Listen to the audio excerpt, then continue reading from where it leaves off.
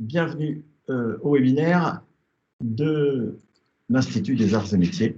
Alors, vous avez eu le programme, hein, voilà, on tiendra en moins de 2 heures, et puis voilà, un programme très intéressant que je ne vais pas répéter, vous le verrez au fur et à mesure. Alors, on parle des arts et métiers, là, de l'Institut Arts et Métiers de Laval, mais de quels arts et métiers parle-t-on? Parce que souvent, on dit ah oui, tu es du CNAM, ah oui, tu es de l'ECAM, ah oui, tu es la Technopole. Enfin bon, voilà. Et donc, je voulais juste faire un petit point. De quels arts et métiers parle-t-on? On parle de l'arts et métiers, je dirais canal historique peut-être, voilà, l'école des arts et métiers, l'école nationale supérieure d'arts et métiers, créée en 1780 par le duc de la Rochefoucauld-Liancourt, il y a 240 ans, dans l'Oise à Liancourt. Ensuite, il y a eu des campus d'arts et métiers. Le premier, c'est Châlons-en-Champagne en 1806. Et la dernière entité arts et métiers, c'est Laval, l'Institut de Laval, qui a été implanté en 2005. Voilà. Et quelque part, dans toute son histoire, des 240 ans d'histoire des arts et métiers, ça a toujours été une école au service de l'industrie, au service du développement industriel, aujourd'hui au service de l'industrie du futur. Alors, on est la plus grosse école publique d'ingénieurs de France, avec 6000 étudiants en tout, et puis aussi la plus grosse alumni, on va dire la mafia, appelée quelquefois des gars des arts, des gars des arts et métiers, avec 33 000 ingénieurs en activité, où vous alliez dans le monde, voilà, vous pouvez prendre l'annuaire des arts et métiers, il y en a forcément un dans le coin. D'ailleurs, en Mayenne, où nous sommes, près de Laval, il y en a plus d'une centaine qui travaillent dans les entreprises. Voilà, on en profite pour se voir et puis faire la promotion de l'Institut Arts et Métiers de Laval. Alors, en quelques mots, les arts et métiers, c'est un réseau national et international. Je ne vais pas parler du réseau international. Chaque entité arts et métiers est une porte d'entrée, c'est-à-dire n'importe quelle entreprise qui a besoin d'aide pour de faire certaines recherches dans n'importe quel domaine peut aller taper à la porte de n'importe lequel des entités, des campus et des instituts arts et métiers. Et voilà, on se doit de lui apporter une réponse, même si elle veut de la robotique, alors que c'est plutôt la spécialité de Lille, si elle veut travailler sur l'aéronautique, qui est plutôt la spécialité de Bordeaux, par exemple. Voilà, ils peuvent venir là. Nous faisons partie de ESAM, donc Hautes Écoles Sorbonne Arts et Métiers Université, avec le CNAM, avec le CESI, par exemple, voilà, qui font partie de ESAM Université. On est dans les instituts Carnot, nous avons notre institut Carnot, et puis oula, faut pas que je dise de bêtises, il y a Angèle qui est là, donc les 38 instituts Carnot, si je ne m'abuse. Et donc, on est une porte d'entrée aussi vers les instituts Carnot. On est membre cofondateur de l'Alliance pour l'industrie du futur, dans lequel on retrouve l'INRIA, les mines ParisTech, et puis des industriels aussi. On fait partie de la French Fab, bien sûr, d'ailleurs, dont le French Fab Tour avait démarré à Laval, il y a 2 ans maintenant, avec pas mal de nos étudiants. Et puis, bien sûr, la Société des ingénieurs arts et métiers, la plus grosse alumni d'Europe, voilà, avec tous les logos qui vont bien. Voilà. C'était une petite introduction sur le côté arts et métiers. Alors, on est un acteur public au service des entreprises. Là, j'ai mis quelques logos. Désolé pour les entreprises, on n'a pas mis. C'était vraiment les entreprises qui nous ont pris. Je pense que ça doit être les entreprises qui ont pris des stagiaires de notre master dans les dernières années. Voilà, donc c'est vraiment... voilà, ce qu'il faut retenir, c'est arts et métiers, entreprise, industrie du futur. C'est vraiment voilà, notre sacerdoce, on va dire. Alors, nous sommes à l'Institut Arts et Métiers de Laval, dans ce superbe bâtiment qui s'appelle le Laval Virtual Center. Je vous invite à, bien sûr, venir nous voir, venir découvrir le Laval Virtual Center, où, bien sûr, il y a les équipes de Laval Virtual qui ont, bien sûr, sont organisateurs de salons et qui maintenant sont organisateurs de salons virtuels. Par exemple, le dernier salon nautique, Virtual Nautique, a été opéré par Laval Virtual. Ça, on le sait peut-être moins, mais voilà, tout était dans un monde virtuel. Et donc, tous les jours, on a des nouvelles équipes Laval Virtual qui opèrent des événements dans les mondes virtuels. Ça devient une nouvelle spécialité lavalloise. Et puis, on a aussi Clarté, dont je salue Alexandre, le directeur ici, qui est donc voilà, un centre de R&D très connu aussi dans le domaine de la réalité virtuelle, de la réalité augmentée. Voilà, il n'y a que du beau monde au Laval Virtual Center. En plus, il fait tout le temps beau, vous voyez, il y a du ciel bleu. Donc, je vous encourage à venir nous voir. Nos étudiants, un petit mot sur nos étudiants. On a un programme de master unique en Europe, hein, donc Bac+4, Bac+5. On appelle ça Management des technologies interactives 3D, parce que voilà, on travaille beaucoup sur les technologies immersives. Nos étudiants savent créer des applications de réalité virtuelle, de réalité augmentée, savent aussi manager des équipes. C'est pour ça qu'il y a le côté management, puisqu'on utilise beaucoup la pédagogie par projet. Durant leurs 2 ans d'études ici à Laval, ils ont 11 projets à réaliser, certains avec des entreprises, d'autres avec des chercheurs, d'autres entre eux, etc. Et puis 11 mois de stage aussi. Et voilà, on propose aussi le contrat de professionnalisation depuis cette année, qui est très intéressant pour les entreprises, que vous pouvez capter un étudiant pendant un an qui travaille pour vous. Voilà, donc nous formons des experts des technologies immersives qui sont très, très recherché. On a à peu près au moins 3 offres de stage par étudiant et puis derrière, plusieurs propositions d'emploi. Voilà, donc, ça marche bien. Au niveau recherche, donc notre équipe de recherche s'appelle Présence et Innovation, fait partie d'un laboratoire qui s'appelle le LAMPA. Et voici les thèmes de recherche que nous traitons autour de l'interaction humain-machine. C'est vraiment notre marque de fabrique. Voilà, différents thèmes avec des thèses. Là, ce sont des références de thèses qui ont été soutenues ici sur le feedback physiologique, par exemple, la représentation des utilisateurs, l'incarnation, la présence, les interactions gestuelles, les émotions des agents autonomes, aussi la représentation des données complexes. Là, vous en verrez quelques exemples dans la suite. Et puis tout ce qui est capture aussi, capture et représentation. Le thème un peu central, c'est le côté collaboration multi-utilisateur. On l'a vu dans cette période Covid, c'est très important de pouvoir d'être ensemble à distance, comme aujourd'hui. Voilà, je suis très déçu de ne pas pouvoir vous accueillir au Laval Virtual Center. On est obligé de faire ça à distance, mais tout ce qui est collaboration multi-utilisateur, c'est vraiment voilà, ce qui nous intéresse de près, comment on va pouvoir améliorer la collaboration interutilisateur, la communication.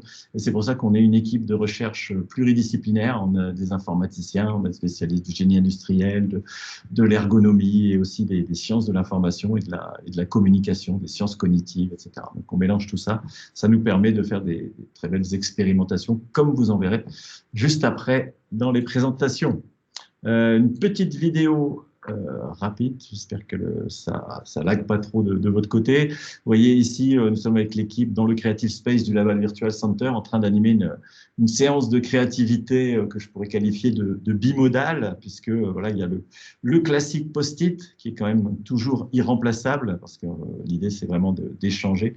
Et puis le time to sketch qu'on a développé. Et puis là, ici, une autre représentation dont je vous parlais de collaboration multi-utilisateur. Là, c'est une simulation. Donc, vous imaginez que vous avez un ingénieur à un bout du monde et puis les autres, 3 autres qui sont avec soit des casques. Là, vous avez un Magic Leap et un HoloLens et soit un smartphone pour faire de la réalité augmentée et puis parler entre eux, échanger autour d'un produit. Là, vous avez peut-être reconnu un filtre à air de tracteur de chez Man Animal. Voilà. Et donc, ça représente, j'aime bien cette vidéo qui représente un peu tout ce que nous faisons du côté collaboration multi-utilisateur, multimodal.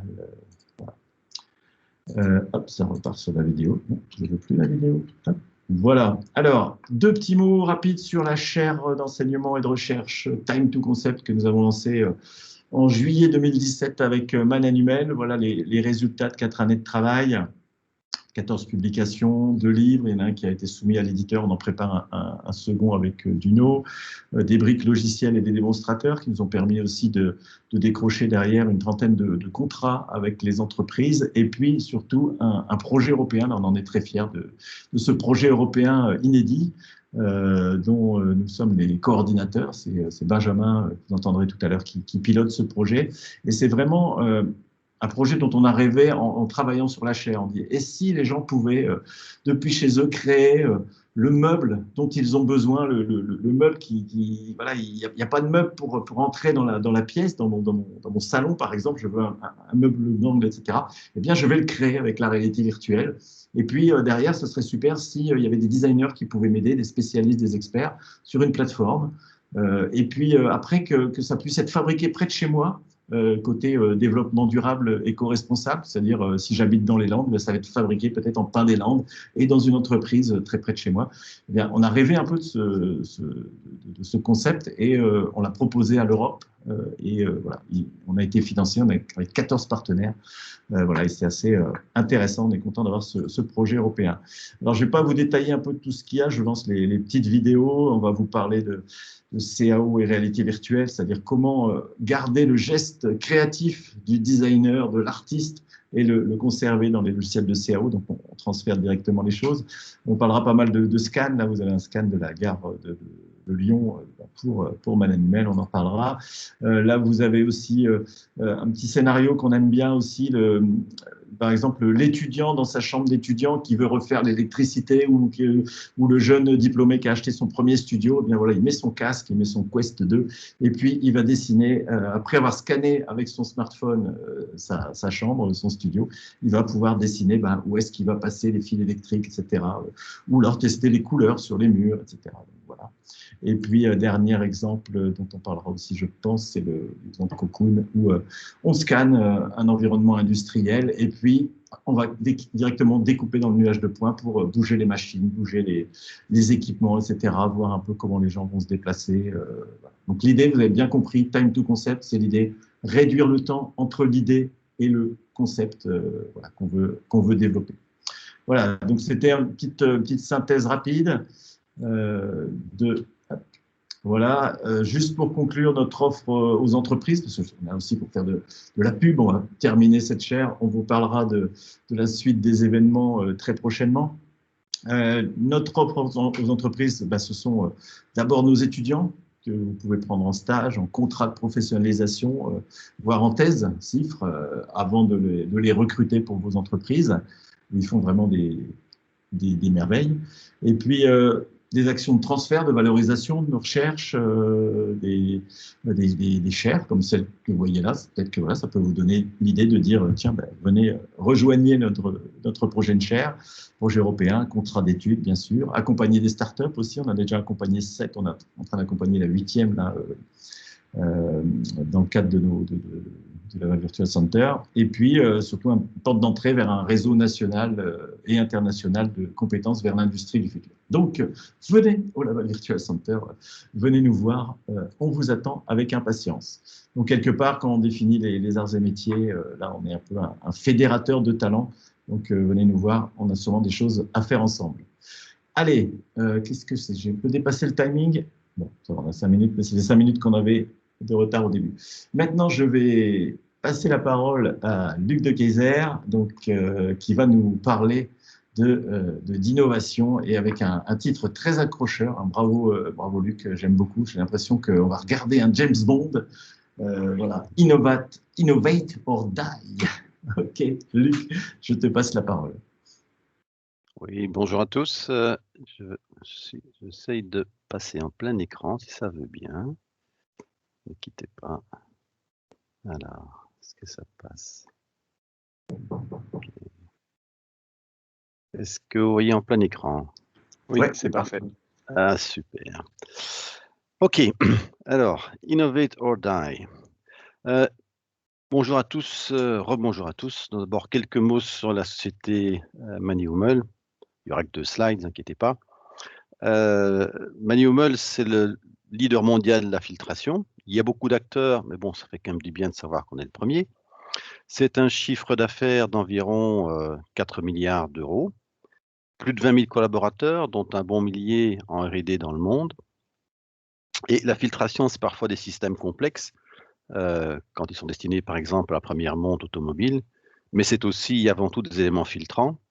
Et on en produit plus de 26 chaque seconde qui passe. Alors, la stratégie d'entreprise a toujours été de s'appuyer sur un savoir-faire, du service, la qualité, mais avant tout sur l'innovation. On va en reparler tout de suite.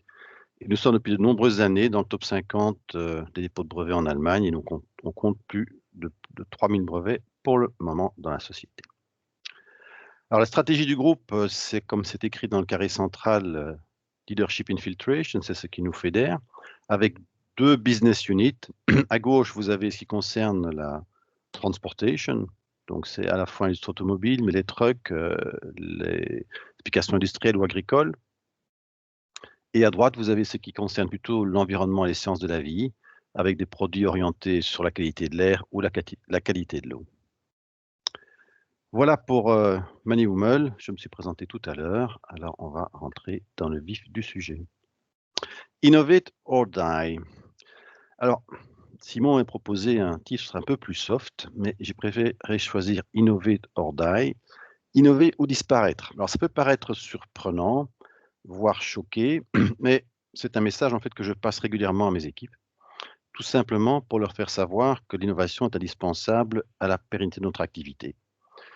Notre positionnement exige cette innovation.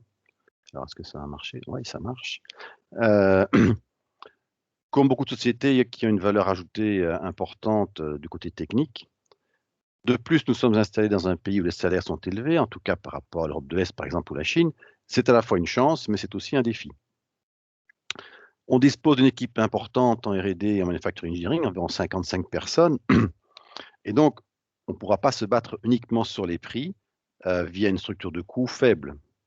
Notre objectif sera donc d'apporter plus de valeur à nos clients, de réduire les coûts de la fonction par l'innovation, et de conserver ainsi des marges minimum pour garantir la rentabilité de la société et ainsi sa pérennité.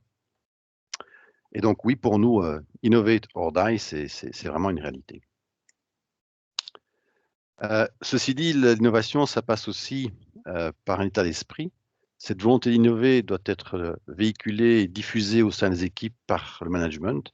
Et c'est ainsi que, depuis maintenant à peu près 35 années, on a réussi à proposer différentes innovations que je vais rapidement vous montrer. Nous n'en sommes pas encore à la culture anglo-saxonne du fail fast, mais bon, ça fait quand même 35 années que notre modèle fonctionne pas si mal. Alors, sur cette diapositive, vous êtes depuis les années 80 jusqu'à aujourd'hui, et il faut qu'on prépare demain, les innovations principales qu'on a lancées. Et on va s'arrêter juste sur la première, les deux premières. La première est représentée ici par la réalisation d'un répartiteur d'air qui était à l'époque, ça fait quand même 30 ans maintenant, réalisé en matière plastique, injecté sur noyau fusible.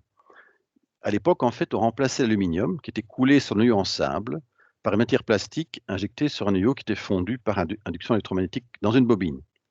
Alors ça permettait de réduire les coûts de façon drastique et aussi d'intégrer des fonctions grâce au moulage plastique. Alors ça a fonctionné jusqu'au jour où un concurrent a proposé de réaliser les mêmes pièces en soudant les deux coquilles en plastique mais par friction. L'eau avait passé sous les ponts, les clients n'avaient plus si peur du plastique qu'avant, en tout cas sous capot moteur, et ils sont passés à l'étape suivante. À ce moment, il est vraiment indispensable de réagir immédiatement et de s'aligner, et c'est ce qu'on a fait. La leçon à retirer, je pense, c'est qu'on ne conserve que très temporairement une position de leader et qu'il faut toujours se remettre en cause et relancer, je dirais, la machine pour garder toujours une petite avance. Un autre élément à bien prendre en compte, c'est que cette innovation peut être le fruit du hasard, comme ça peut être le cas à une époque, c'est encore le cas de temps en temps aujourd'hui.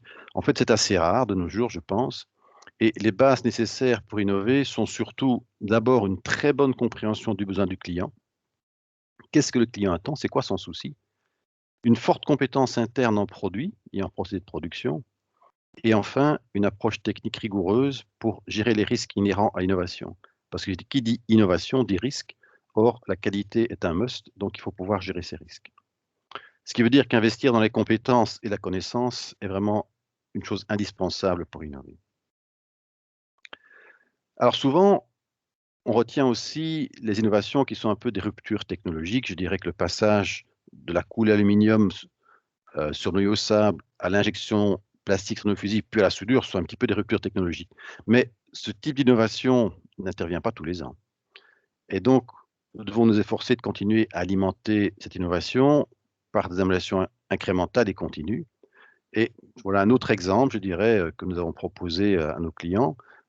C'est une solution pour réduire le bruit de bouche de lignes d'admission d'air en remplaçant des résonateurs qui sont parfois volumineux par une section poreuse sur le conduit. Donc ça assurait la fonction tout en réduisant les coûts et le volume. Et ce type d'innovation incrémentale, et c'est ce qu'on fait, je dirais, au quotidien, nous a permis de nous positionner sur de nombreuses lignes d'air grâce à ces innovations qui sont peut-être de moindre ampleur, mais qui sont nécessaires sur chacun des projets qu'on développe.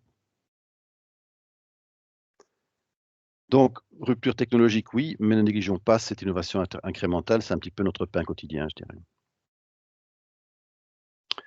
Et enfin, je dirais, pour terminer, le partenariat est apparu comme un facteur clé de succès depuis les années 2000, en ce qui nous concerne en tout cas. Et nos 3 dernières innovations qui sont représentées ici, elles ont été en fait chaque fois basées sur un partenariat.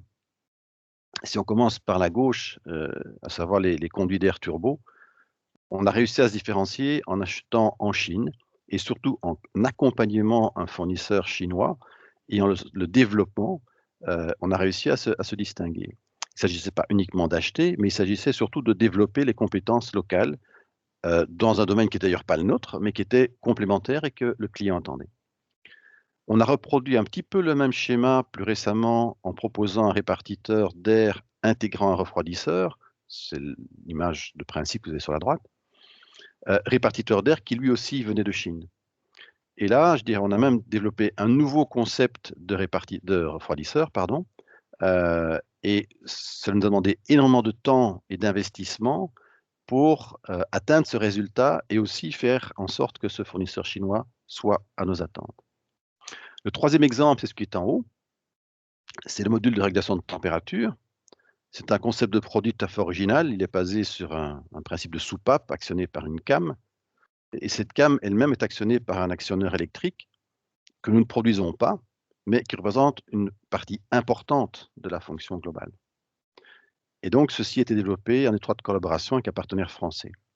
Pour la petite histoire, depuis lors, le groupe a décidé de se séparer de cette activité, mais c'est partie des innovations importantes qu'on a développées dans le cadre du groupe Manuel.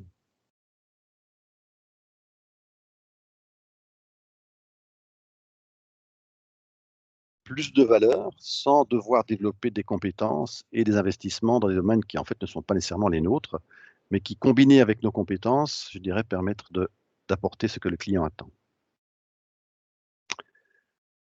Alors aujourd'hui, nous faisons face à un énorme défi, c'est le changement des motorisations des véhicules. Il est marqué par le déclin des moteurs thermiques et l'accélération du déploiement des motorisations électriques. Les équipes de Jérôme Migaud, qui on parlera tout à l'heure d'un autre sujet, mais c'est aussi ces équipes, ont développé pour le moment des filtres cabines qui permettent aux passagers du véhicule de respirer un air plus propre, débarrassé de particules fines et gérer aussi le renouvellement de l'air de l'habitacle en minimisant l'énergie utilisée pour ce faire. Et c'est un avantage, bien entendu, non négligeable pour des véhicules électriques. Il nous reste donc, je dirais, à inventer demain. Et je dirais que l'expression Innovator Die n'est vraiment pas, je dirais, superflue dans ce contexte-là. Elle n'est pas de moi, c'est une façon de représenter les choses qui m'avait interpellé lors d'une conférence. Depuis, je l'ai reprise à mon compte et je vous invite à ne pas hésiter à faire de même et vous remercie de votre attention.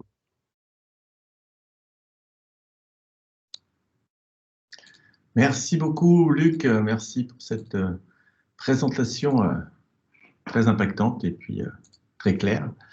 Hop, je remets hop, attendez, je ne vais pas me remettre ça. Oups, voilà. Donc, eh ben super, en plus on est parfait dans le timing.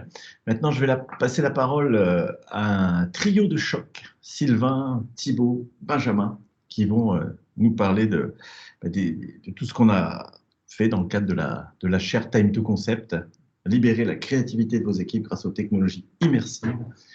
Et voici tous les résultats, et puis avec des démos prévues en live. Donc voilà. Qui démarre? C'est Sylvain peut-être?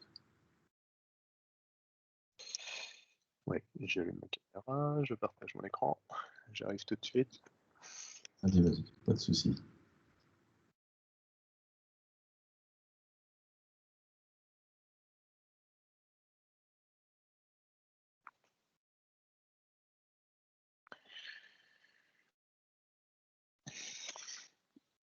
Voilà, alors, donc, c'est bon là, vous voyez Oui, très bien. Ouais.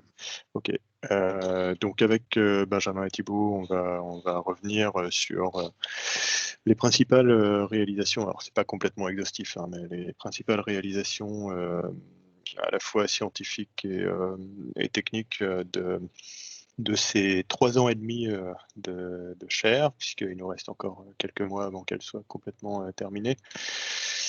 Alors d'abord, pourquoi les technologies immersives? Pourquoi nous, on pense que les technologies immersives, donc réalité virtuelle, réalité augmentée, ce sont des technologies qui sont pertinentes à développer pour améliorer le processus d'innovation dans l'industrie? En fait, il y a trois grands arguments principaux. Le premier, c'est que les technologies immersives, c'est des technos qui sont efficaces pour libérer la créativité des utilisateurs. Alors, il y a beaucoup d'études, je vais pas faire c'est pas l'objet de faire un état d'art ici, simplement on sait que par exemple, tout ce qui est activité créative, d'esquisse par exemple, de dessin de produits en réalité virtuelle, on peut facilement être beaucoup plus performant que quand on va les réaliser soit en papier crayon, ou bien sur des tablettes tactiles, ou bien sur des ordinateurs, en clavier souris, etc. Il y a plusieurs raisons pour ça. On peut utiliser du coup le geste naturel pour dessiner. Et puis la deuxième chose, c'est que les environnements virtuels permettent d'utiliser différents leviers pour inspirer les utilisateurs. Par exemple, on peut facilement mettre un environnement inspirant, on peut faire une séance de créativité, par exemple, dans une forêt virtuelle facilement, etc. C'est plus facile que d'emmener les gens en forêt avec leur post-it, par exemple. Voilà. La deuxième chose, c'est que la réalité virtuelle est augmentée, donc permet de faciliter la prise de décision. Alors, par exemple, parce que ça permet une visualisation à l'échelle 1. Donc, c'est pas seulement une question d'échelle, hein, mais c'est l'idée qu'on peut se mettre en situation avec l'objet comme si on était réellement face à l'objet. Et donc, ça permet de se déplacer autour de l'objet, d'avoir une meilleure idée des proportions, d'avoir une idée de la taille qu'il fait par rapport à nous-mêmes, etc. Et puis, ça permet aussi une visualisation en contexte. Alors, ce que vous voyez dans les images en dessous, hein, c'est à travers de la réalité augmentée, on peut visualiser des choses en contexte réel, et puis à travers de la réalité virtuelle, on peut visualiser en contexte après avoir scanné un environnement, par exemple. On va en reparler. Enfin, la troisième chose, c'est le fait que finalement les technologies immersives peuvent permettre de faciliter la compréhension mutuelle. Donc, à la fois la compréhension mutuelle quand on parle de travail synchrone, c'est-à-dire en fait, si on met des gens ensemble à travailler dans un environnement virtuel en temps réel. Donc là, on a mis en bas des images d'expérimentation qui ont été conduites au sein de notre laboratoire sur des tâches collaboratives. Et c'est un des sujets qui nous a intéressés, hein, comment les caractéristiques visuelles des avatars vont avoir un impact sur la manière dont les gens vont travailler ensemble, sur la manière dont ils vont se comprendre. Donc voilà, on a développé une vraie expertise là-dessus. Et puis finalement, le deuxième type de collaboration sur lequel les technologies immersives vont avoir un impact, c'est les collaborations asynchrones. Excusez-moi. Donc ici, ce que j'appelle les collaborations asynchrones, hein, c'est dans les processus d'innovation. Le processus d'innovation, il est toujours collaboratif, il y a toujours, on n'innove jamais tout seul.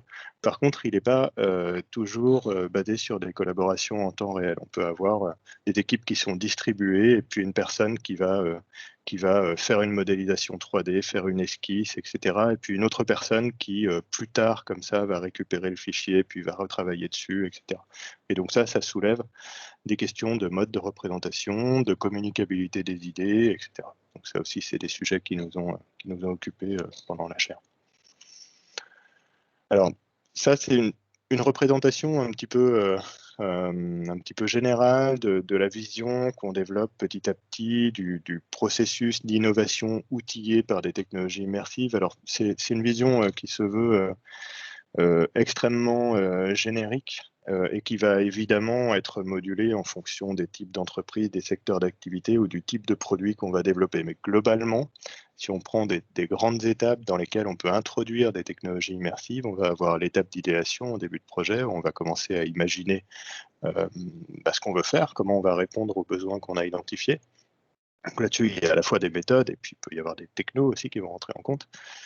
Ensuite, on va aller sur le terrain, sur le lieu sur lequel cette innovation va prendre place, et puis on va récupérer des données. Donc, ça peut passer par du scan 3D, on va en reparler. Ensuite, donc, les processus d'esquisse, on va commencer à représenter ce qu'on veut faire, puis on va faire de la conception, et enfin, on va pouvoir faire de la visualisation immersive. Alors, je vais revenir un peu sur ces différentes étapes, une par une, et puis on va voir ce qu'on a apporté dans le cadre de la chaire sur ces différentes étapes. Donc concernant l'idéation, donc on parle là vraiment des étapes qui sont en tout début de projet et qui sont traditionnellement c'est le post-it qui est utilisé avec grand nombre de méthodes existantes par rapport à ça. Alors, on s'est beaucoup intéressé, nous, notamment au brainstorming en réalité virtuelle. Alors, j'utilise le terme brainstorming de manière très générique en ayant conscience qu'il y a une infinité de méthodologies possibles en réalité derrière ça. Donc, il y a des outils qui commencent à exister depuis quelques années pour faire du brainstorming en réalité virtuelle. On a un casque de réalité virtuelle, on se retrouve à plusieurs dans un environnement qui se veut inspirant, avec des avatars un petit peu sympathiques, souvent avec un côté cartoon, souriant, parce que c'est propice à la créativité, ce côté ludique, un peu léger. On a différents outils, on peut coller des post-it virtuels, là on voit sur l'image à droite la personne qui dessine comme ça, à main levée, des graphiques comme il le ferait sur un paperboard par exemple. Donc voilà, on a la possibilité de choisir des environnements qui vont être propices à la créativité plus facilement qu'on ne le ferait en réel. Ensuite, donc on a aussi réalisé dans le cadre de la chaire des environnements de prospective. Là, l'idée, c'est un peu similaire en fait, c'est que quand on va faire des ateliers de créativité qui vont porter sur, par exemple, des choix stratégiques pour une entreprise, ces choix, ils concernent en fait les années à venir, mais ils peuvent concerner en fait une période assez lointaine. Ils ne vont pas concerner les 2 ou 3 années, peut-être les 5 à 10 ans à venir. Et finalement, le fait d'immerger les gens dans une vision du futur qui met en saillance les éléments qui nous intéressent, par exemple des éléments sur ça va être quoi les moyens de transport dans 10 ans, bon bah très bien, voilà, on va s'immerger là-dedans, dans quelque chose qui nous montre ça, et ça permet d'avoir une vision partagée, d'être sûr que tous les participants ont à peu près la même vision des choses et qui vont travailler finalement sur la même tâche. Voilà, alors pour parler du scan 3D, je vais laisser la parole à Benjamin. Ouais, donc du coup, on va parler des outils qui sont arrivés pour finalement outiller tous les processus de création à l'intérieur d'environnements virtuels. Une des problématiques qu'on a, c'est de créer des environnements virtuels. Donc, dans les différentes expérimentations qu'on a pu conduire au niveau de la chaire Time to Concept, il y avait la notion d'acquisition du réel pour aller créer quelque chose à l'intérieur de cette acquisition du réel. Donc, on a travaillé sur différents processus et différentes chaînes numériques. Donc là, l'idée, c'est de vous montrer un petit peu ce sur quoi on a pu travailler et les différents modes de visualisation et d'interaction avec ces environnements. Donc, tout d'abord, Simon en a parlé rapidement tout à l'heure, on a l'acquisition d'environnements vastes. Typiquement, là, on a un scan d'une gare entière.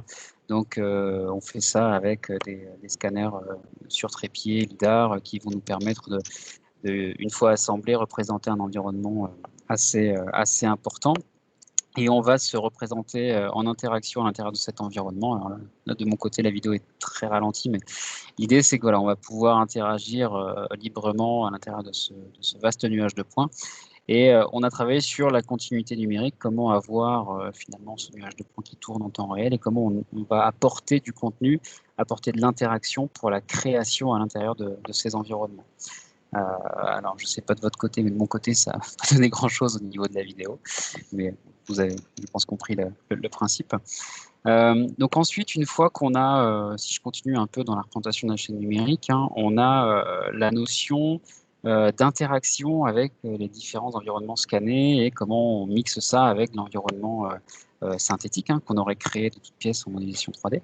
On a eu un projet aussi en lien avec les étudiants du master où on allait donc scanner. Là, ce que vous voyez, c'est le scan d'une pièce, hein, une pièce de notre bureau ici. Donc, on a différents équipements. Donc, il y avait des tables et différents équipements carton qui ont été scannés en même temps que l'ensemble de la pièce. Et on a travaillé sur des problématiques d'organisation de cette pièce. Donc, on simule un environnement industriel, on va pouvoir y placer des machines, on va pouvoir découper finalement des éléments existants et regarder, observer, mesurer l'impact que ça a au niveau des flux. Alors là, on voit la petite bille blanche là, qui se déplaçait, simule les flux de personnes qui vont aller d'un poste de travail à un autre, par exemple. Donc on peut, avec cette logique-là, rapidement interagir avec le nuage de points ou les éléments qui ont été scannés, leur associer finalement un comportement et organiser ces différents comportements, regarder les impacts que ça peut avoir en termes d'organisation pour une entreprise. Si on passe à la suite, on a une autre notion, donc là qu'on a travaillé dans la chaire et qu'on poursuit aussi dans le projet européen Inédit. Donc là, on est lié un peu sur les deux projets, c'est une continuité. Donc on a travaillé sur des outils de scan qui vont nous permettre de faire l'acquisition très rapide à partir d'un smartphone. Donc là, on utilise les derniers iPhone et iPad qui ont la technologie LiDAR. Et on a cette continuité maintenant très rapide. Alors le scan n'est pas forcément parfaitement propre, hein, comme on peut le voir là. Mais on a travaillé sur les différents outils qui permettent finalement de scanner et dans la minute, d'avoir le scan qui est disponible dans un environnement de réalité virtuelle. Sur ce scan, on va pouvoir faire les différentes opérations, différents outils sur lesquels on a travaillé, comme aller supprimer des zones, aller repeindre des parties de l'environnement, et tous les outils d'esquisse finalement et de visualisation, d'interaction qu'on a développé au fur et à mesure de ce projet vont pouvoir être intégrés à ce processus-là. Donc cette notion de continuité au niveau du scan 3D, elle a été voilà, développée et appliquée sur différents cas d'usage. Donc dans la démonstration, on verra aussi un des cas d'usage qui va encore plus loin sur là, les interactions et les capacités de représentation qu'on a pu intégrer. On peut passer à la suite. Voilà, alors l'étape d'après, donc comme l'a mentionné Benjamin, quand on a scanné un environnement, donc on a la possibilité de s'y immerger pour y tracer des esquisses. Alors donc on a un outil qui a été développé dans le cadre de la chaire, donc on appelle Time to Sketch. Alors ça c'est le petit exemple de cas d'usage que Simon a mentionné tout à l'heure. Donc on peut imaginer par exemple qu'on est en train d'essayer d'imaginer un produit domotique par exemple, et donc la vidéo elle dure 30 secondes, hein, ça donne un peu une idée de la facilité et de la vitesse à laquelle ça peut aller pour faire une petite proposition rapide. Voilà, on a scanné un petit studio et puis on dit ok, on va pouvoir mettre le dispositif de contrôle à cet endroit-là, on va imaginer qu'il y a un écran, un petit clavier, un peu ce genre d'allure. C'est vraiment un gros trait là, c'est vraiment pour poser l'idée. Et puis, comme vous le voyez, hein, les fonctions, c'est taille du trait, couleur de la brosse, donc c'est vraiment l'objectif que ce soit simple. Et puis là, très simplement, il va se dire, OK, on a le tableau électrique, comment on va le connecter, on va le passer par là, ensuite derrière, là, il y a un interrupteur, hop là, on va passer par le plafond, etc. Ce qu'on a visé ici, c'est à faire un outil qui soit le plus simple possible et qui permette d'aller vite. D'aller très très vite à une proposition de solution, et finalement non seulement la personne va aller plus vite pour imaginer des solutions en l'utilisant, mais en plus ce qu'il va tracer ici, c'est quelque chose d'assez communicable. Quand ses collègues vont regarder le résultat ici, ils vont voir immédiatement, en quelques secondes, ils vont comprendre la nature de la proposition, et ils vont pouvoir choisir de l'améliorer, de la creuser ou de la finaliser. Voilà, alors on a aussi dans ce contexte-là travaillé sur les questions liées au travail asymétrique. C'est vrai que quand on parle de collaboration médiatisée par des technologies, on a tendance spontanément à toujours imaginer la collaboration comme étant symétrique, c'est-à-dire une collaboration dans laquelle les différents utilisateurs utilisent tous la même technologie. Par exemple, si on est sur un pont téléphonique, tout le monde est sur un téléphone.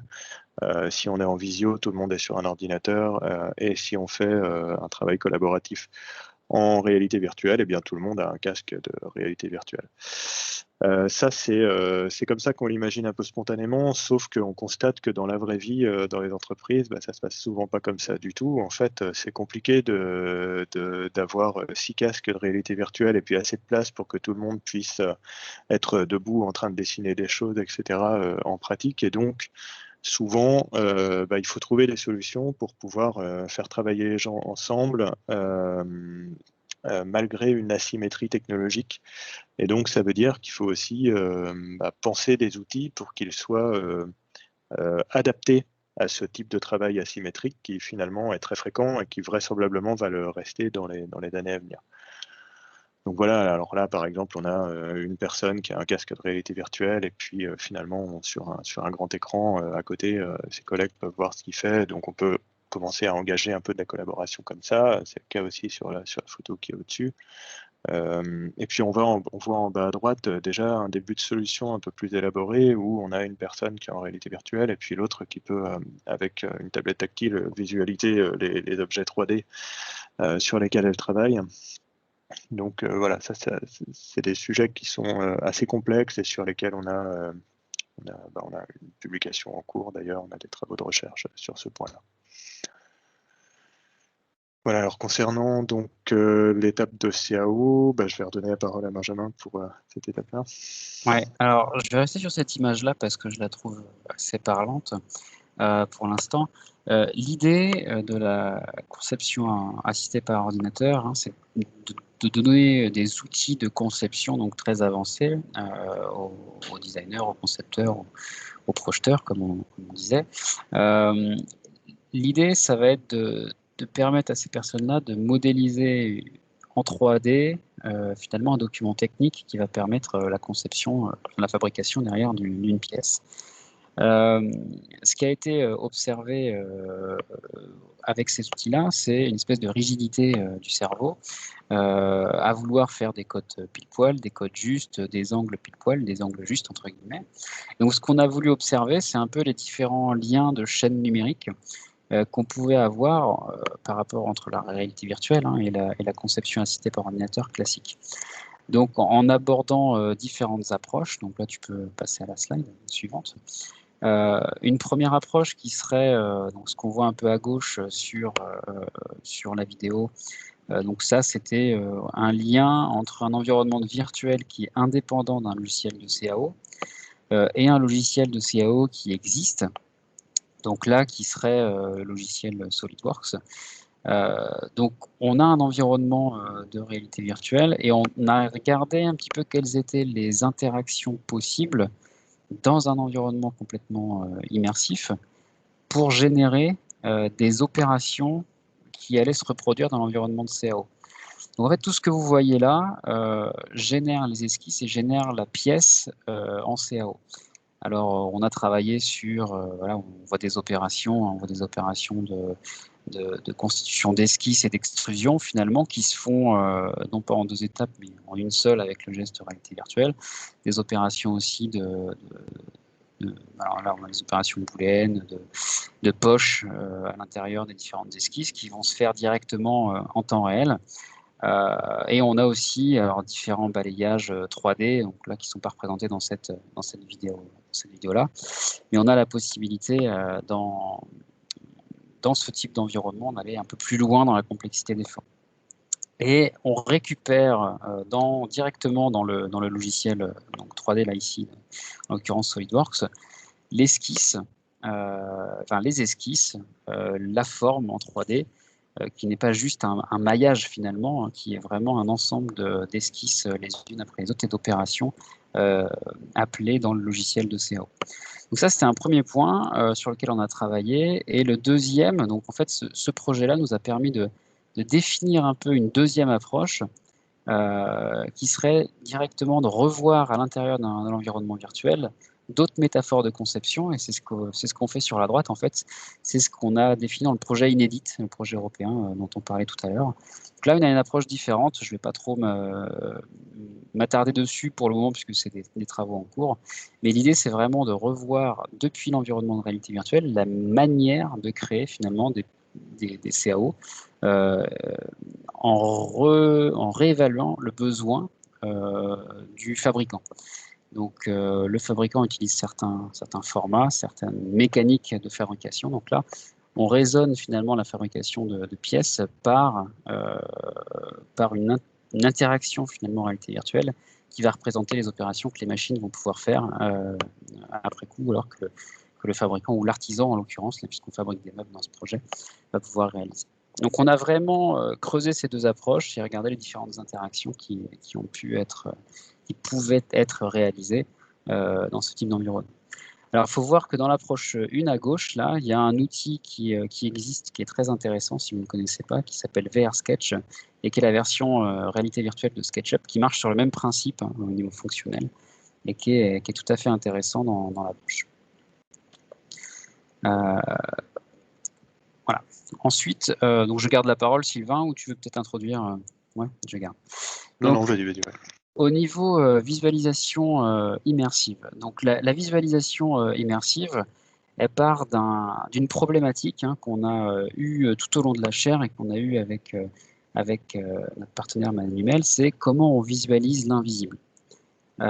Certes, on a des super produits qui sont super innovants, avec, comme Luc l'a dit tout à l'heure, des innovations de pointe. Mais à un moment donné, on a besoin de les vendre, on a besoin de communiquer avec ses équipes en interne pour expliquer les fonctionnements, expliquer la valeur ajoutée. Et bien tout ça, c'est pas si simple. Donc c'est ce qu'on a étudié également, la compréhension, la communicabilité des informations, des idées, des concepts qui étaient proposés. Et on a travaillé sur différentes approches de visualisation immersive. Et quand je dis immersive, là, on travaille à la fois sur la partie VR et la partie AR. Donc on va rester sur immersive pour simplifier. Mais ça aborde les deux. Donc si on passe à la slide suivante, ce qu'on peut voir, il va y avoir une animation sur la photo, mais ce qu'on peut voir, c'est qu'on a différentes approches de représentation de cet invisible. Donc j'ai remis la petite photo que vous voyez à gauche sur des représentations qui sont plutôt abstraites. Là, ça va être la personne, l'être humain, qui, à travers ces outils d'esquisse, comme on les a présentés tout à l'heure, va pouvoir représenter ce qu'il a dans la tête, tout simplement, avec des outils vraiment très simplifiés.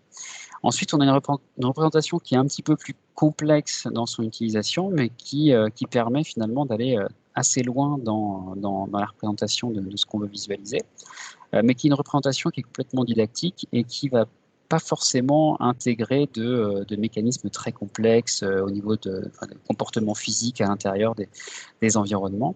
Et donc, on a l'environnement qu'on avait appelé Sketch & Co, dont je présente une vidéo juste après, qui va nous permettre de très rapidement scénariser des scénarios de fonctionnement d'outils, de produits, directement par un utilisateur. Et l'intérêt que cette technologie a, c'est qu'à la fois c'est assez rapide à utiliser pour l'utilisateur qui va être en immersion, mais derrière ça déploie sur différents matériels et différents équipements de différentes manières. Donc on a dans le processus de la chaîne numérique qu'on a étudié quelque chose d'assez efficace pour communiquer rapidement des concepts. Et ensuite on a la partie qui est la plus avancée, la plus complexe, où là on va vouloir visualiser des modèles numériques. Donc on a des résultats de calcul numériques qui vont être visualisés, qui vont être rendus interactifs et avec lesquels on va pouvoir communiquer des informations très précises. Donc on a travaillé sur ces trois aspects. Alors je vais m'attarder sur... oui, je ne peux pas cliquer sur le changement de slide. Je veux bien un slide suivant. Donc sur la représentation didactique, donc voilà la vidéo qui commence. Là, on est dans un environnement virtuel et l'utilisateur en fait va avoir devant lui un produit.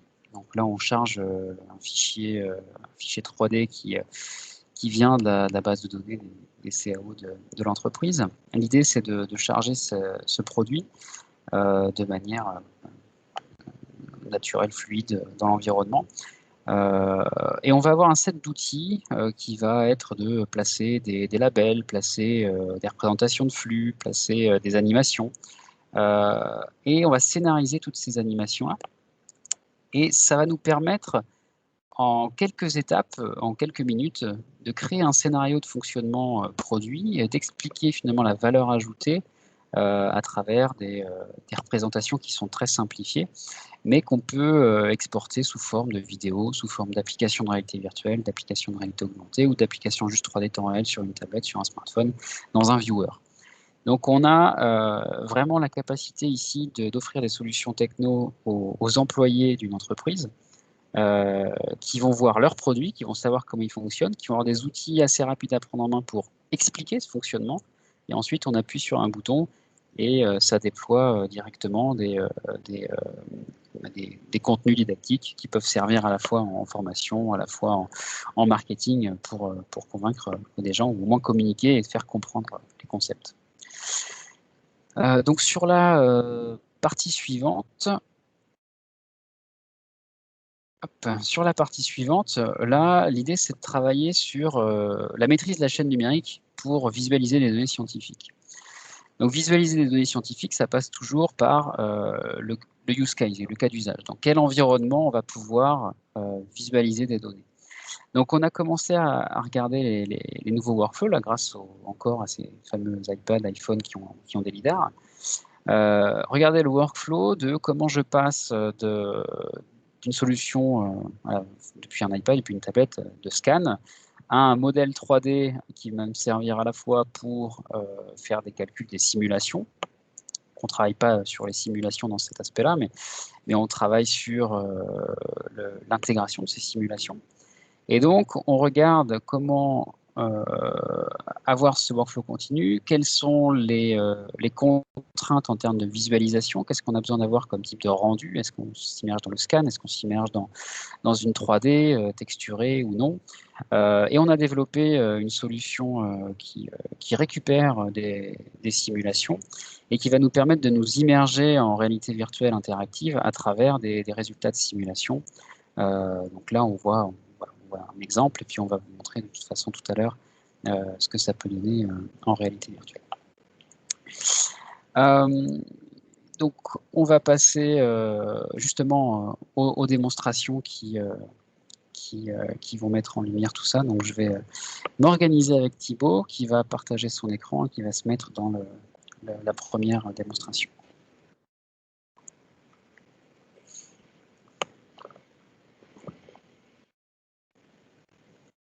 Donc je vais partager mon écran pour que vous puissiez voir les démonstrations. Donc là, je vais lancer mon application. J'espère que tout le monde a le retour écran.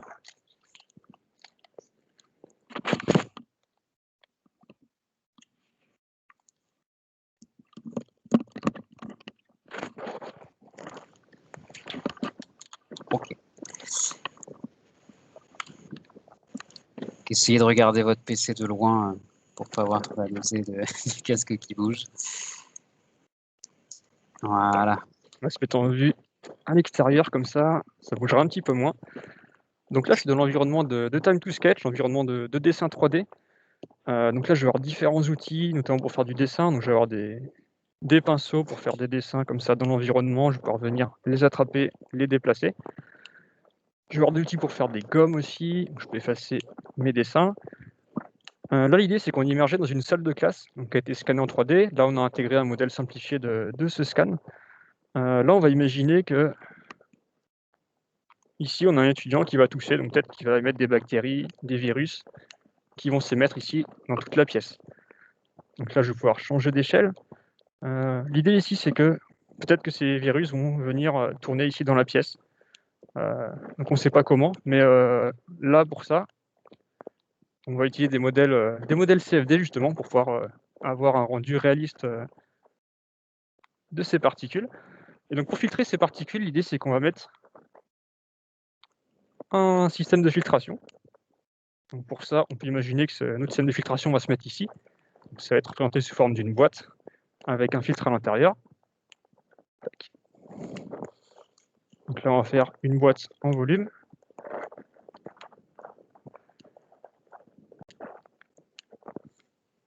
Et donc notre air sale, il va rentrer ici, dans notre boîte de filtration, et on va récupérer de l'air propre en sortie qui va être passé par le filtre.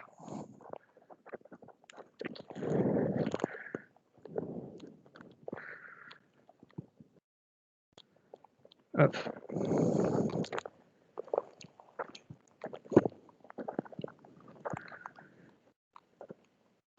Et donc là, à partir de ça, on va pouvoir se dire que maintenant, on va pouvoir lancer des calculs CFD grâce à notre environnement qui a été scanné en 3D. Exactement. Donc pour continuer un petit peu ce qui vient d'être fait, là, on voit un environnement donc simplifié dans lequel la personne qui a une certaine expertise va pouvoir finalement communiquer des idées, communiquer ce qu'elle a en tête, communiquer son expertise sur ce qui peut se passer à l'intérieur de cet environnement. Donc là, on est sur le premier mode, qui est vraiment le mode esquisse, le mode simplifié. Je prends ces outils de dessin et je communique une information. Donc là, c'est assez clair, hein, on a des bactéries qui se développent dans la pièce, on a un produit qui est capable d'aspirer du sale, recracher du propre, et maintenant c'est où est-ce que je le configure. Donc on va ensuite lancer la deuxième démonstration, où là je vais commencer à la lancer.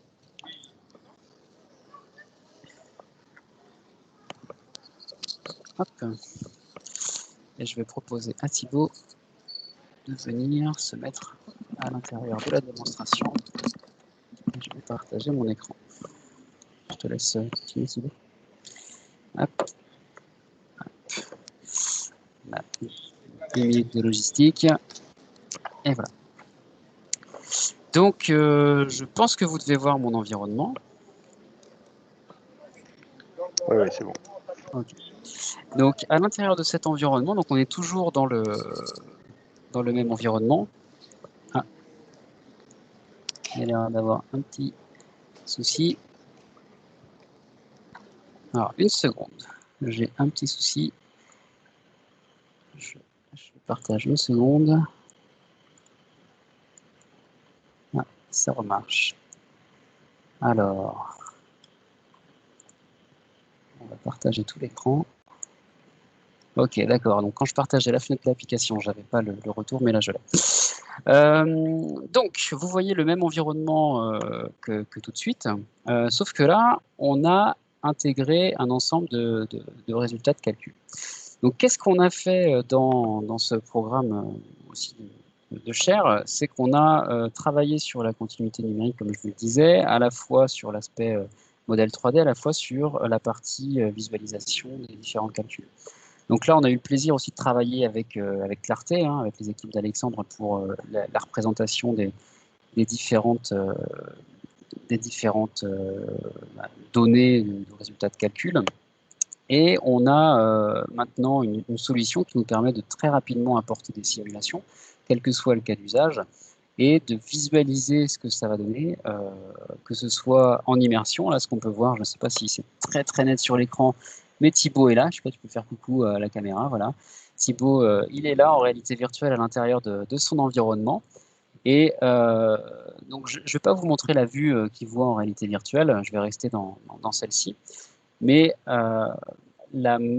l'immersion à l'intérieur d'une pièce où on peut voir les différents streamlines et les différents flux, c'est assez impressionnant, assez convaincant, et on comprend très vite les différentes choses qui se passent au niveau physique. Donc ici, qu'est-ce qui se passe dans cette salle? C'est exactement ce que Thibaut a présenté tout à l'heure. On a un étudiant ici, un élève plutôt, qui va tousser, hein. On voit les streamlines qui peuvent partir de sa bouche qui sont ici, qui vont suivre finalement leur chemin. Là, je viens de les décaler un petit peu, puisqu'effectivement tout est interactif, hein, je ne l'ai pas forcément expliqué, mais c'est interactif, donc du coup toutes les données vont être visualisées de manière interactive et recalculées ici. Donc on voit les différentes lignes de courant qui sont représentées à l'intérieur de cette pièce. Et je vais pouvoir représenter différentes choses. Donc, on a parlé dans la vidéo, le champ de vecteur vitesse, par exemple, des flux d'air de la simulation. Je vous ai parlé des streamlines. Je peux aussi montrer l'ensemble des traceurs qui vont être générés dans la pièce. Alors là, je vais reculer un petit peu, histoire d'avoir quelque chose de plus clair. Et donc là, vous vous dites, là, il se passe quelque chose dans le coin. Effectivement, c'est dans ce coin-là qu'on a mis le produit qui va aspirer et qui va repousser l'air. Alors, je vais enlever ces traceurs-là. Vous voyez, il est ici. Donc, le nettoyage d'air se fait ici. J'ai aussi la possibilité de regarder les flux de concentration, donc avoir une couche de concentration qui va se visualiser au fur et à mesure de la simulation. Et donc là, la manière dont sont organisées les données de simulation nous permettent d'avoir une lecture d'un scénario qui va permettre d'expliquer ce qui se passe au fur et à mesure du temps. Donc là, l'idée, c'est que dans une première étape, on va avoir cet élève qui tousse pendant un temps continu, qui crache finalement ce polluant. On peut parler de virus, par exemple. Et au bout d'un moment, on va simuler l'arrêt de cette émission de particules, de virus, et on va avoir l'aspiration, le nettoyage de la pièce qui va se faire. Donc là, je vais lancer la simulation, hop, et on voit ce qui se passe au fur et à mesure, c'est que la pièce va se remplir de ce virus, va se remplir de ce polluant, et on a, hop, je vais reculer un petit peu, cette tranche de concentration au niveau de la tête des différents élèves et du prof qui va être impacté. Qu'est-ce qui s'est passé dans la deuxième phase? Ici, automatiquement, on est passé à la deuxième étape du scénario. Et là, on a le nettoyage de l'air qui se fait. Alors, si je reviens un petit peu en arrière pour montrer ce qui s'est passé, on avait la première étape. Hop, je vais faire pause. Et je vais vous montrer ce qui se passe au niveau donc, des vitesses dans cette partie, dans ce champ, à ce moment-là. On a effectivement tout cet air qui est impacté ici, parce qu'il y a beaucoup de vitesse d'éjection d'air et d'aspiration ici. Donc là, on va avoir une diffusion plus lente dans cette partie-là, et dans cette partie-là, effectivement, aussi. Par contre, ici, le polluant va se répartir, finalement, se distribuer plus vite. Donc on voit qu'ici, dans cette configuration, le professeur, c'est lui qui se récupère finalement cette partie polluant. Et dans la deuxième étape, alors je vais passer à la deuxième partie. Dans la deuxième partie, là, on a donc la pièce qui est remplie de polluants, et l'aspiration. Donc là, on arrête d'émettre du polluant, et l'aspiration sur les différentes étapes va permettre de nettoyer la pièce en un certain temps. Et c'est ça qu'on va pouvoir visualiser directement en réalité virtuelle. Donc là, il faut se dire que Thibaut, effectivement, dans sa réalité virtuelle, hop, je le rejoins, est en train de visualiser tout ce qui se passe et de comprendre beaucoup plus facilement dans la représentation 3D ce qui est en train de se passer. Hop. Tac. Et donc la pièce est toute propre. Donc l'intérêt de ce processus, c'est que dans un projet Unity 3D, puisqu'on s'est basé sur Unity 3D pour développer ici, on a juste à charger une simulation et on a directement cette application qui est fonctionnelle.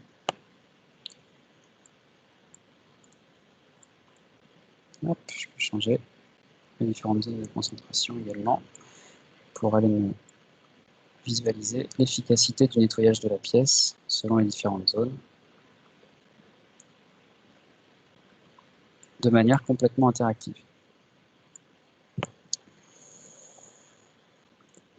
Tac. Et j'ai fini la présentation de démonstration.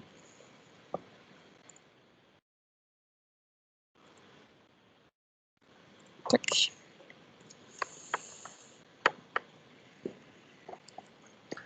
Ok, merci beaucoup. C'est bon, c'est toi qui es terminé. Super. Alors voilà, c'était la dernière slide de démonstration, donc j'ai permis effectivement le partage. Super, on est super bien au niveau timing. Donc, j'en profite pour rappeler, peut-être, tiens, oui, comme on a 3 minutes d'avance, peut-être il y a une question justement de Luc qui pose la question, est-il possible de déplacer le filtre et de revoir le résultat en temps réel? Ou est-ce qu'il faut un peu de temps Alors, sans dans place? dans cette simulation, effectivement, on a travaillé sur différentes approches, notamment du coup avec Clarté, effectivement, sur ces sujets-là. On a regardé les différentes manières d'avoir du calcul temps réel. Alors, il y a différents processus qui existent sur les calculs, notamment qui se font dans les clouds. On va pouvoir très rapidement avoir des résultats de simulation, récupérer ces simulations et les visualiser en temps réel. Donc, il y a des processus, il y a des approches qui existent effectivement. Et j'ai l'impression que je vais peut-être aussi manger sur la présentation de Jérôme. Je ne vais pas forcément répondre. Mais dans cette version-là, non, l'idée, c'est de récupérer un ensemble de résultats de calcul, de simulation. Si plusieurs simulations avec plusieurs positions du produit, ici, le filtre, là, ont été faites, on s'est déjà récupéré l'ensemble de ces différentes configurations et automatiser la génération de l'application. Donc, on peut juste changer la configuration comme je l'ai fait là. Dans la démonstration là, on avait une configuration, une position de filtre et 2 états avec ou sans l'émission de polluants de la bouche de l'élève. Mais si on rajoute une configuration avec un filtre à un autre endroit, on joue le scénario de la même manière et on a juste, donc dans les paramètres de la simulation qu'on importe, cette position du filtre qui est un paramètre en fait d'entrée de l'importation. Donc j'ai envie de dire oui et non, c'est pas un déplacement en temps réel, c'est un déplacement à condition qu'on ait d'autres résultats de simulation qui nous donnent ce calcul-là. On n'est pas sur une approche de CFD temps réel ou de réduction de modèle ici. On est vraiment sur une approche CFD entre guillemets classique qui vont être faits sur des logiciels comme Fluent et qui vont nous exporter des champs de vitesse, des champs de concentration ou autre. Ok, merci beaucoup. Alors, n'hésitez pas à poser vos questions quand elles vous viennent pendant les présentations dans la conversation de Teams. Voilà, maintenant je vais passer la parole à Jérôme Migaud, donc directeur Innovation Transportation. Donc, Jérôme, c'est bien, on voit bien ton écran, donc je te passe la parole. Très bien, donc j'ai réussi pendant la question à manipuler sur Teams, donc déjà je suis très content de ça. Bonjour à tous, à toutes et à tous, donc merci à mes collègues aussi pour cette super démonstration, hein, notamment qui va faire le lien avec ma présentation. Donc forcément, je vais retomber dans les slides, donc ça va vous faire un petit peu mal au moment de la sieste là. Je vais essayer de vous réveiller avec au moins l'oral et puis les différents commentaires que je vais pouvoir faire sur cette présentation qui portent vraiment sur comment intégrer finalement des technologies émergentes, dont la réalité virtuelle ou les technologies immersives qu'on a vues avant, mais dans les processus d'innovation du groupe Manuel. Donc, alors pour faire ça, il faut déjà que je définisse finalement ce qu'est l'innovation. Donc Luc, en introduction, a évidemment parlé du client. Je pense qu'on ne peut pas parler d'innovation sans parler d'un client. Et mon responsable groupe Innovation Monde, en fait, n'arrête pas de nous dire, et je pense qu'il a vraiment raison, hein, l'innovation, c'est une idée qu'on peut vendre. Alors une idée, ça peut être un produit, ça peut être un process, ça peut être un système, ça peut être des services. On parle beaucoup de digitalisation. Manuel crée sa transformation numérique, digitale, hein, pour essayer, pour vulgariser, de passer du produit à un service demain. Qu'est-ce qui résume tout ça? Finalement, on crée de la valeur. Alors, il n'y a pas de valeur créée s'il n'y a pas un client, s'il n'y a pas un besoin. Alors évidemment, il y a des objectifs pour une entreprise, hein, c'est ce qu'on appelle chez nous la sustainabilité, donc qui fait partie aussi du processus innovation. On doit vérifier qu'un projet qu'on va démarrer aujourd'hui va finalement être pérenne, assurer évidemment la rentabilité, la profitabilité, le retour sur investissement, donc ça c'est l'aspect économique. Mais pas que. Aujourd'hui, il y a vraiment une contrainte très forte dans toutes les entreprises, dans toutes les sociétés, dans toutes les organisations, je dirais plutôt. Évidemment, de regarder plus qu'avant le côté environnemental, sociétal, social, aussi sur les innovations qu'on lance aujourd'hui. Donc évidemment, je garde le dernier pour la fin, parce qu'en fait, c'est un peu le sujet de ma partie, c'est finalement les nouvelles technologies. À quoi ça nous sert? Est-ce que c'est finalement toujours utile? Est-ce que finalement, pourquoi on parle autant des technologies? Dans les organisations comme la mienne, on parle même plus tellement d'innovation, on parle de technologie et innovation.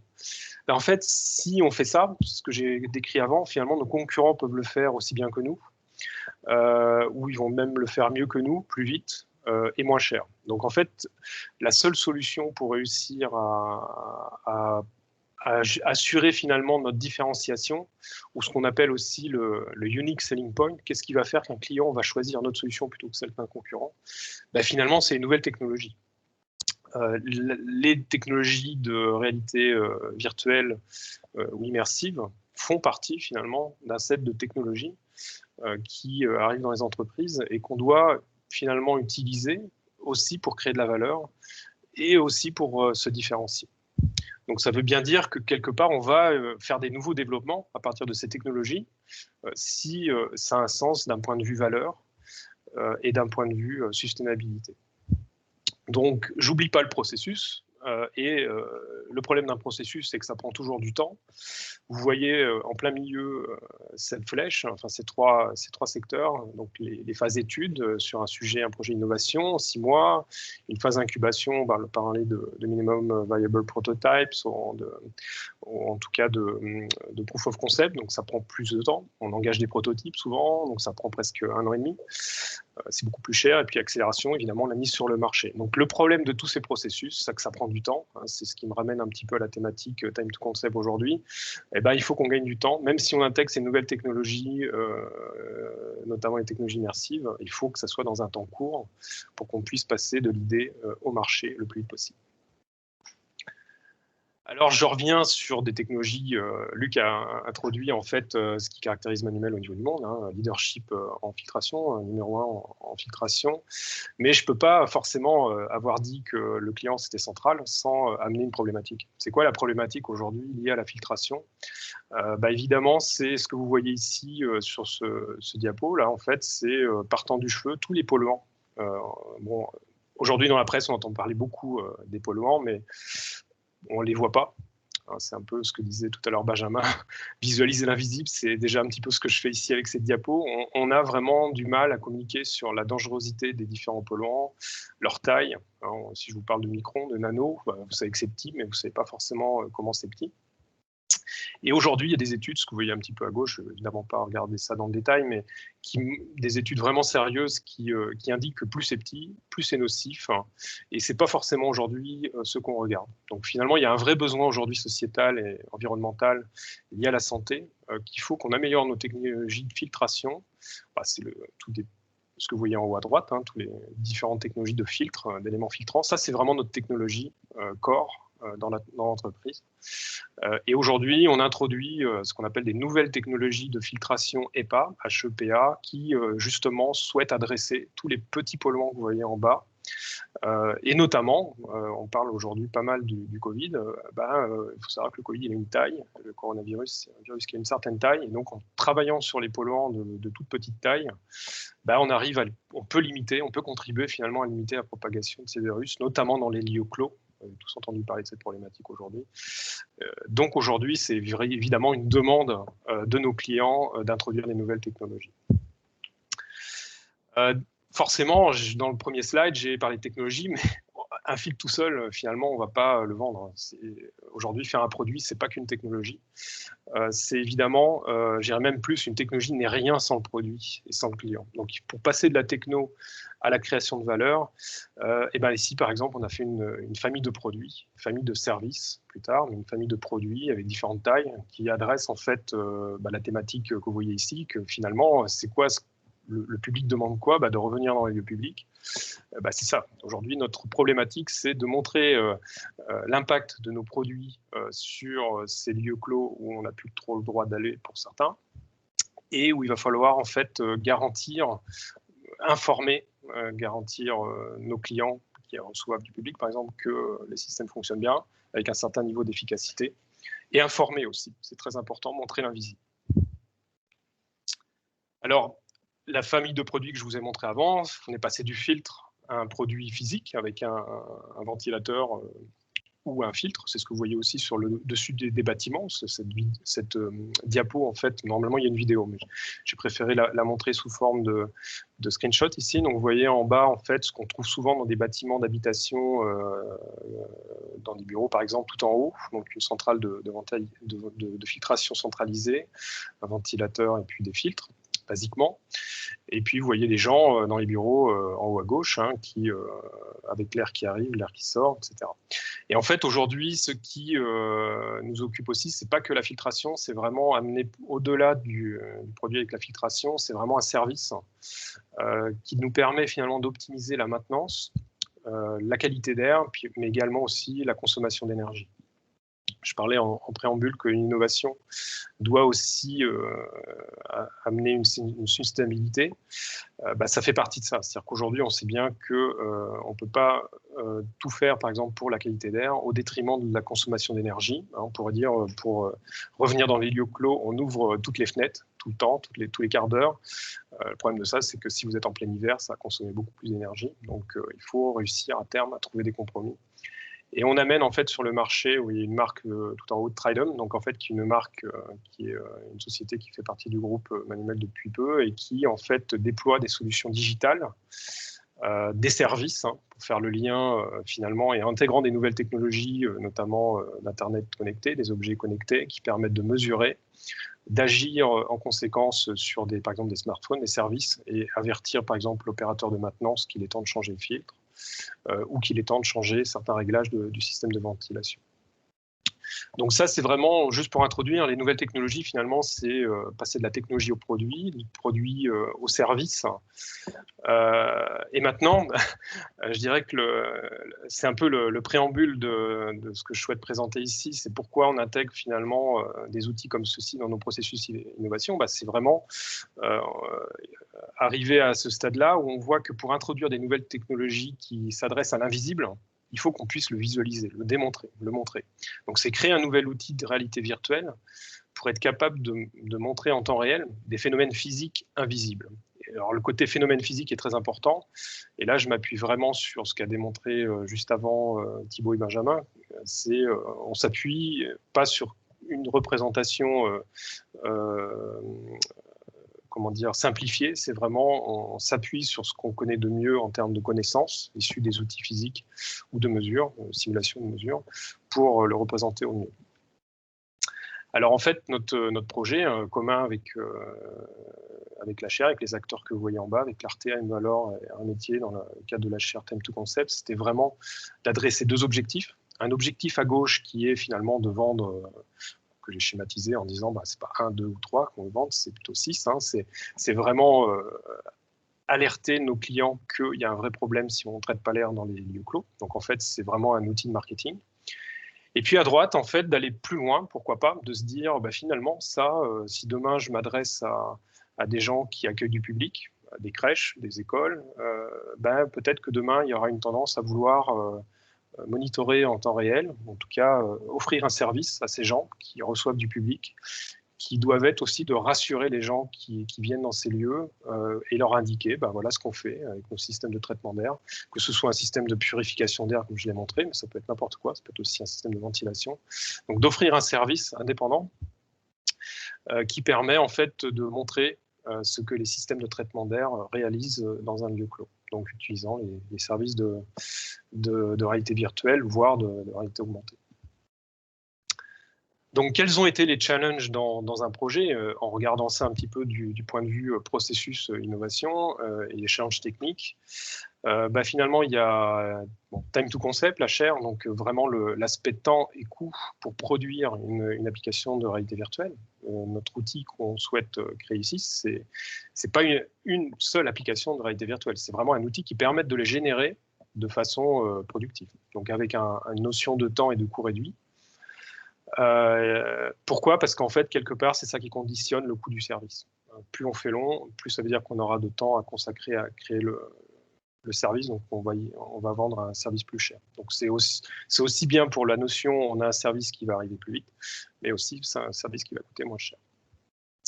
Donc tout ça pour effectivement pouvoir créer un nouveau service digital, donc pouvoir le déployer, bien comprendre en fait et le faire évoluer aussi en fonction des attentes des clients.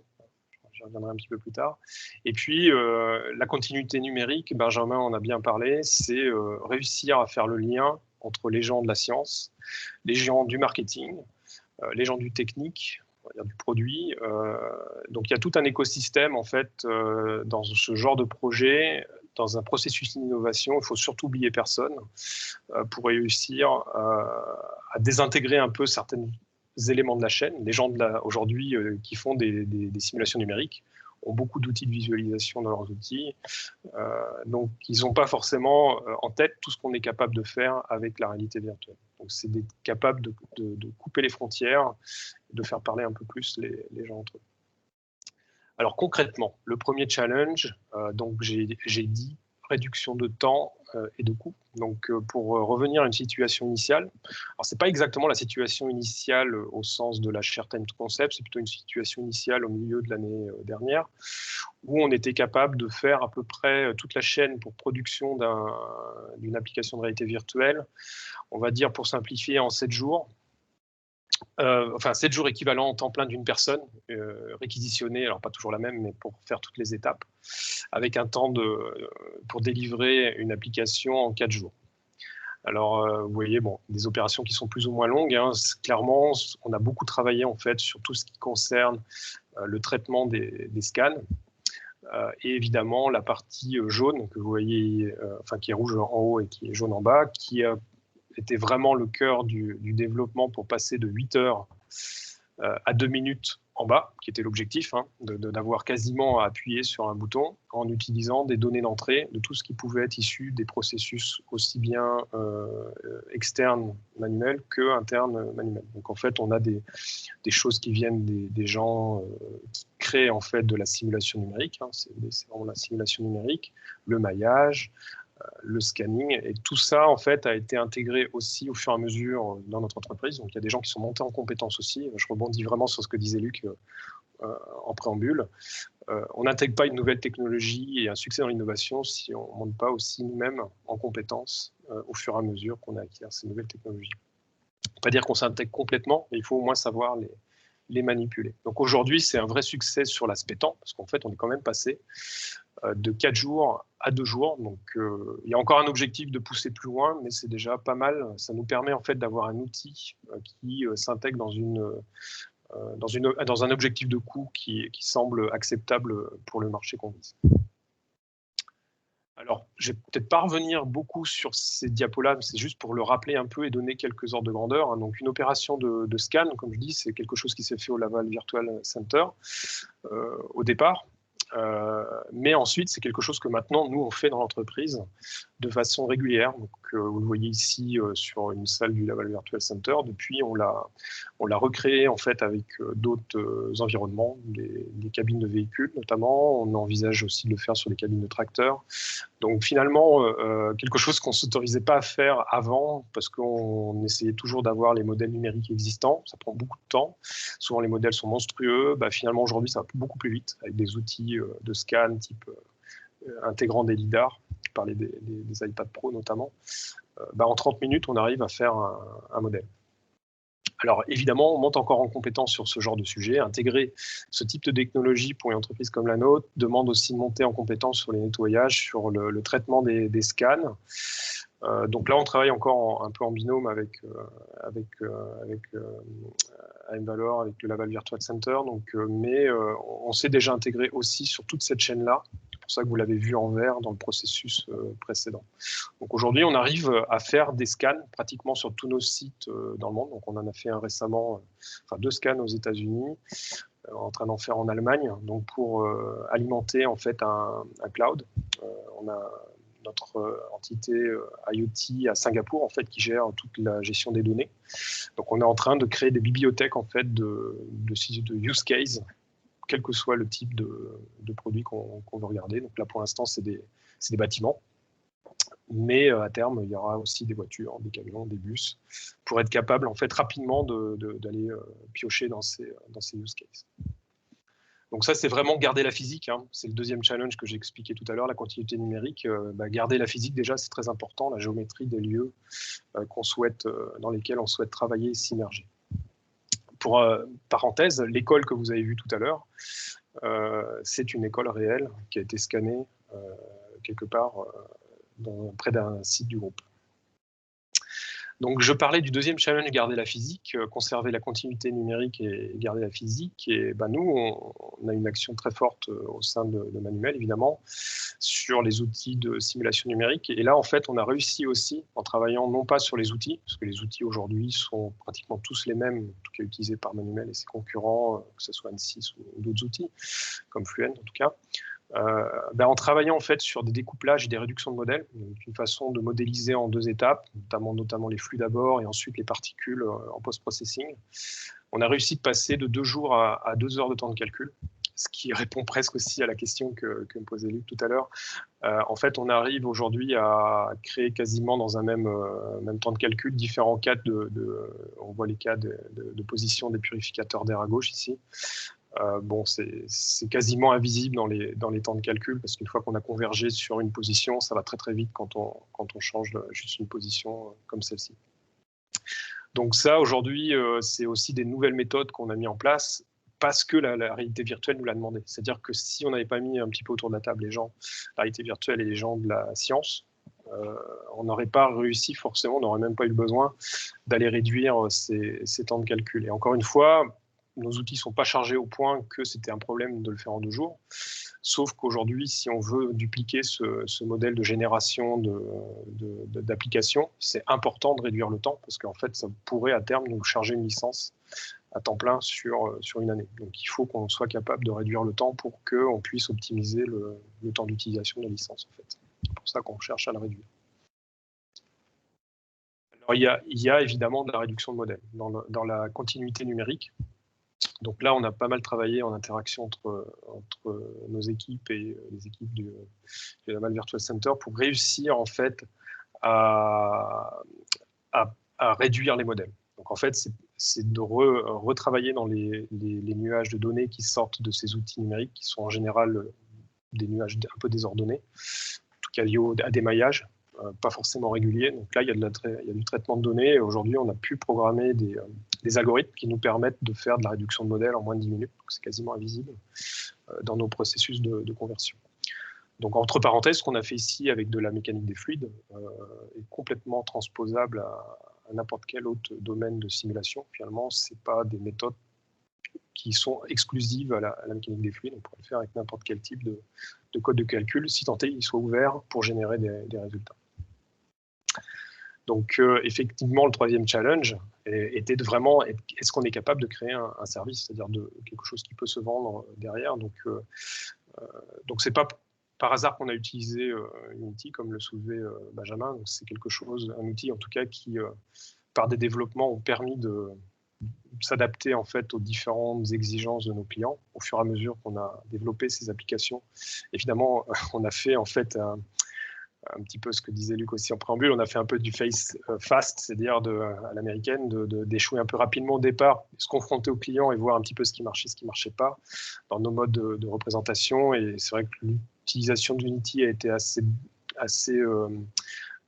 utile pour cela, dans le sens où on a pu itérer rapidement en développement par rapport à tout ce qui pouvait être demandé ou changé en cours de développement. On est vraiment dans un produit logiciel, donc il faut absolument avoir un outil sur lequel on peut continuer à faire du développement et faire des modifications en fonction de ce que le marché nous demandera. Alors en fait, pour moi, c'est peut-être ça qui est le plus important, c'est pour s'intégrer dans un processus d'innovation, il ne faut pas oublier le client. Donc comme j'ai une hiérarchique américain, en fait, il est très très sensible à mettre le client très proche très tôt dans le process. Et en fait, là, vous avez juste un contre-la-montre qui a été organisé dans le cadre de ce projet juste avant Noël. Donc, il faut savoir que le 11, ça tombait un vendredi soir, US time, où on a dit, on prend un cas client qu'on ne connaît pas du tout. Donc, on a eu le scan le lundi matin. Et on a tenu le délai en 2 jours, d'être capable de faire les CFD pour 3 positions, de faire les conversions, de faire les applications, de créer les films et de renvoyer ça au client pour avoir le feedback. Donc c'est ce que vous voyez juste résumé en bas. Il y a un point de détail que je voulais juste vous partager avec cette visualisation. Le fait de scanner, en fait, ramène du réalisme, ramène un peu d'émotion dans ce qu'on véhicule, ce qui est très important pour le marketing quand même. Vous voyez, si vous regardez de très près les vidéos, vous verrez que les chaises ne sont pas du tout alignées. Donc on est vraiment dans un scénario représentatif d'un cas réel et pas quelque chose que vous auriez si vous partiez en fait d'une CAO, hein, et qui nous aurait pris un temps fou pour le créer. On n'aurait jamais tenu un délai pareil en partant d'une CAO. Alors, le temps de la conclusion, en fait, et qu'est-ce qui va venir demain sur notre projet? On est à la fin de la Share Time to Concept. Ceci dit, nous, aujourd'hui, ça nous permet en fait d'avoir des outils qu'on peut déployer déjà sur une gamme de produits qui est vraiment en face d'un marché.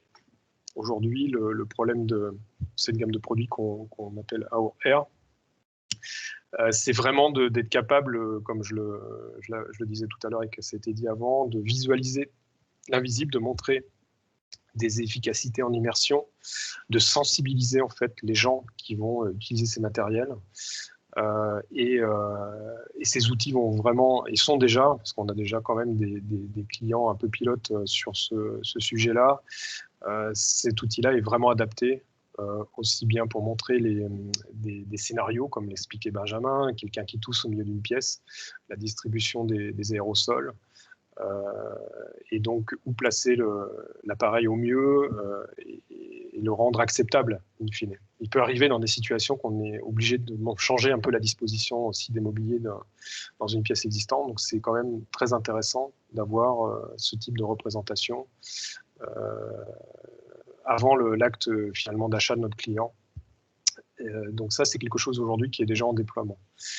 Mais aujourd'hui, on a d'autres, évidemment, objectifs qui ne sont pas que ce type de traitement d'air intérieur au bâtiment.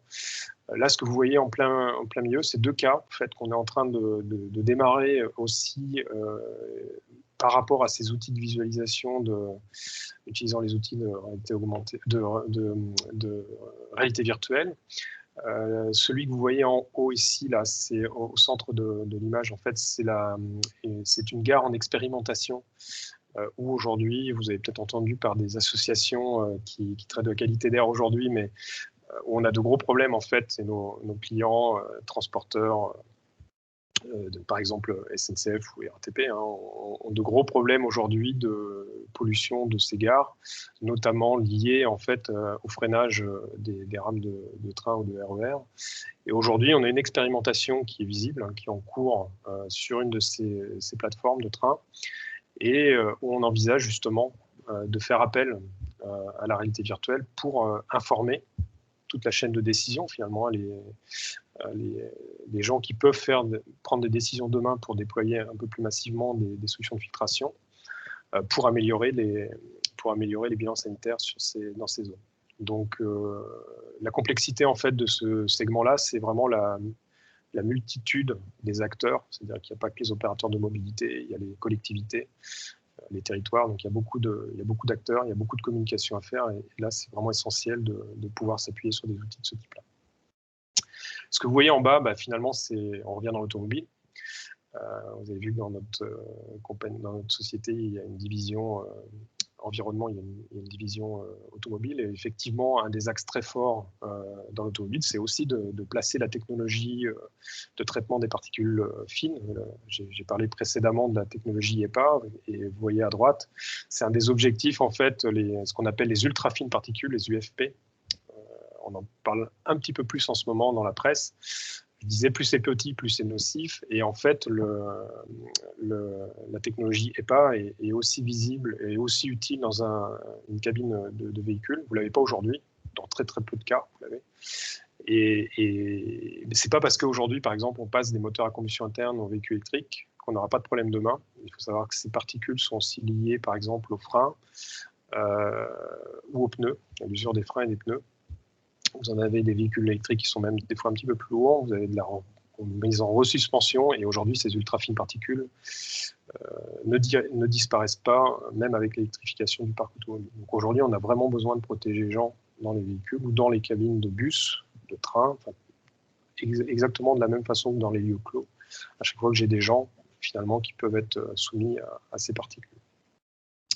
Donc on a également aussi l'objectif d'ajouter des fonctionnalités. Vous avez vu qu'on s'adresse à l'invisible, mais l'invisible, c'est pas que des particules, c'est aussi... alors c'est pas que de la simulation aussi, hein. Ce qu'on veut visualiser, c'est aussi des mesures. On pense que demain, on aura vraiment besoin de mixer des représentations à la fois de capteurs et à la fois de simulation. Donc d'être capable de faire de la représentation hybride, et notamment pour essayer de tendre vers le temps réel, notamment pour les calculs de simulation, pour améliorer la précision, maintenir la précision et continuer d'accélérer en fait le temps de calcul. Alors on a beaucoup de problématiques, vous avez vu qu'on ventile, enfin mes slides ne font pas de bruit, mais les appareils font toujours du bruit, parce qu'on ventile. Donc l'acoustique et la consommation d'énergie sont aussi des choses qui sont... Alors l'acoustique, on l'entend, par contre... on a des fois du mal à se le représenter quand on n'est pas en lieu, évidemment. Donc, on pense quand même aujourd'hui aussi à intégrer des choses côté acoustique, des flux d'énergie et pourquoi pas aussi de la température. Donc, d'autres fluides, il n'y a pas que les particules, il y a les gaz aussi, notamment les composés organiques volatiles ou le CO2. Hein, typiquement, dans une salle aujourd'hui, c'est ce qui permet en fait de reproduire la qualité d'air intérieure. Donc voilà, un petit peu mis en scénario dans un processus innovation, une nouvelle technologie immersive. Donc je pense qu'on arrive au bout. Simon ?